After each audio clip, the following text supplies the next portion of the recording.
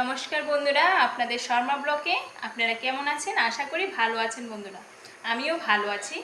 তো বন্ধুরা, আমি আজকে রান্না করব দেশি মুরগির মাংস, কিন্তু অন্যরকম স্টাইলে। তো আমার রান্নাটা দেখতে থাকুন। আমি রান্নাটা আপনাদের সাথে শেয়ার করব। দেখুন আমার ভিডিওটা। চলুন, আমি প্রথমে কড়াইটা গরম হয়ে গেছে, আমি এখানে তেল দিয়ে দেব। তো এই দেখুন, আমি মাংস দেওয়ার জন্য এখানে সিমের বিচি সিদ্ধ করে রেখেছি, তারপর আলু, পেঁয়াজ, পটল নিয়েছি, আর এখানে মাংস দেওয়ার জন্য ধনে, জিরা, কাঁচা লঙ্কা, শুকনো লঙ্কা, আদা, রসুন, পেঁয়াজ সব কিছু একসাথে মিক্স করে রেখেছি। তো এখন আমার কড়াইয়ের তেলটা গরম হয়ে গেছে, আমি এখানে দিয়ে দেব শুকনো লঙ্কা আর তেজপাতা।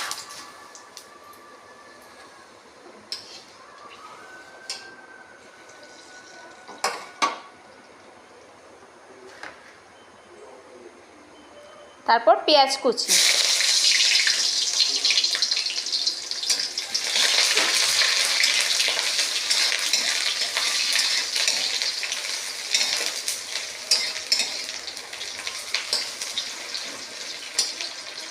আমার পেঁয়াজটা লাল লাল ভাজা হয়ে গেছে, এখানে দিয়ে দেব আমি মশলাটা।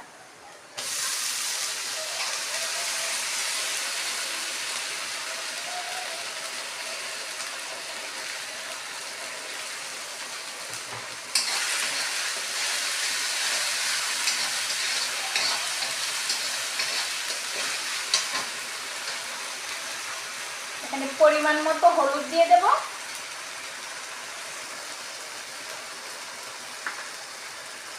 আর স্বাদ মতে লবণ দিয়ে দেব।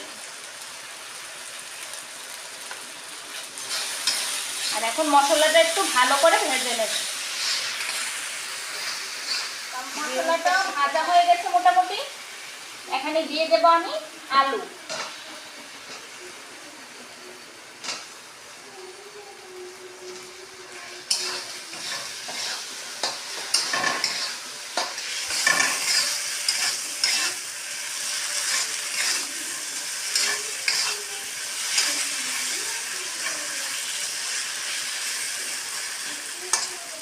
আলুটা একটু ভাজবো মশলাটার সাথে।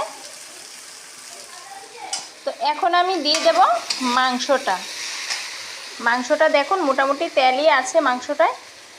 তো মাংসটা ঢেলে দিচ্ছি।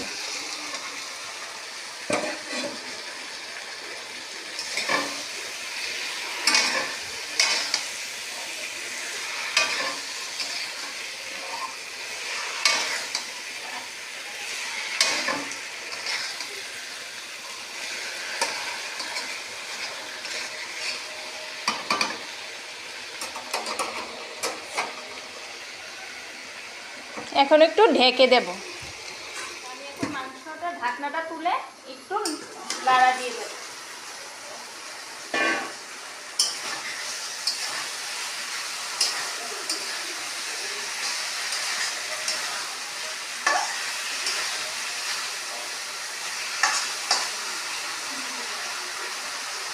আবার ঢেকে দেব। এটা যেহেতু দেশি মুরগির মাংস, একটু সিদ্ধ হতে দেরি হবে, সেই জন্য ঢেকে ঢেকে রাখুন। আমার মাংসটা মোটামুটি জল ছাড়ছে, এই জলটা ঢেকে ঢেকে দেব, মাংসটা সিদ্ধ হবে।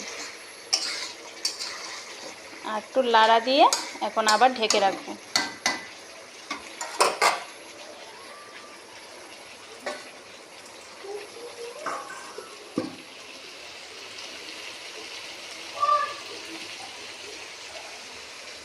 তো আমার মাংসটা মোটামুটি ভাজা হয়েছে, এখন আমি এই পটলগুলো দিয়ে দেব, আর পেঁয়াজের টুকরোগুলো দিয়ে দেব।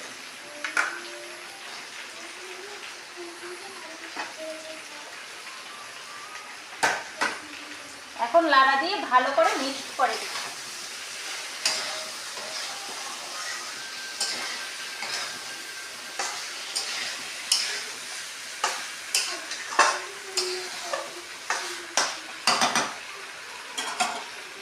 এখন আমি আবার ঢেকে দেব।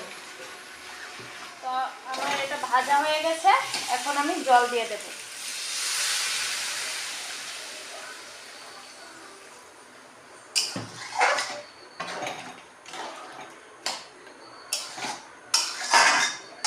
এখন ঝোলটা সিদ্ধর জন্য রেখে দেবো।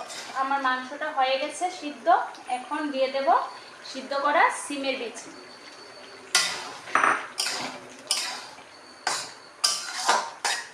আর দারচিনি এলাচি বাটা।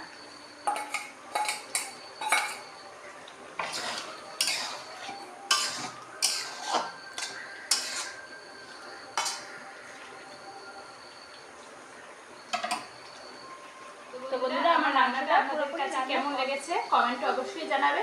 আর প্লিজ দয়া করে আমার চ্যানেলটাকে সাবস্ক্রাইব করে রাখুন, আরও নতুন নতুন ভিডিও আপনাদের কাছে শেয়ার করব। অনেকেই দেখছেন আমার ভিডিওগুলো কিন্তু সাবস্ক্রাইব করছেন না, প্লিজ দয়া করে আমার চ্যানেলটাকে সাবস্ক্রাইব করুন। ধন্যবাদ বন্ধুরা, নমস্কার আপনাদের।